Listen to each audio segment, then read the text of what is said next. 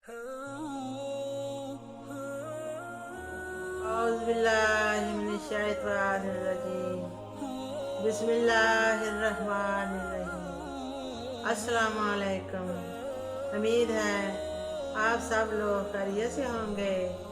अल्लाह ताला के फजल करम से मैं भी खैरियत से हूँ। आज मैं आपकी खिदमत में रमज़ान की अहमियत पेश कर रही हूँ।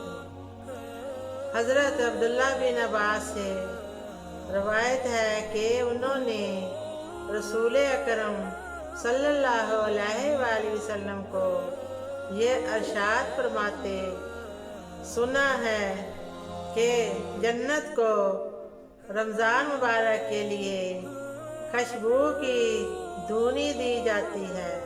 सुभान अल्लाह। और शुरू साल से आखिर तक उसे रास्ता किया जाता है। जब रमज़ान की पहली रात होती है, अर्श के नीचे एक हवा चलती है जिसका नाम मशीरा है। उसके झोंके से जन्नत के दरख्तों के पत्ते और दरों दरवाज़ों के हल्के बजने लगते हैं।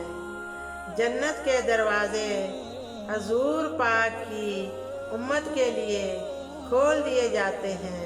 सुभान अल्लाह। और जहन्नम के दरवाजे बंद कर दिए जाते हैं और जिब्राईल अलैहिस्सलाम को हुक्म होता है कि शरकश शयातीन को कैद करके गले में तौब डालकर दरिया में फेंक दो ताकि उम्मत मोहम्मद के रोज़े खराब ना करे। सुभान अल्लाह, सुभान अल्लाह, सुभान अल्लाह।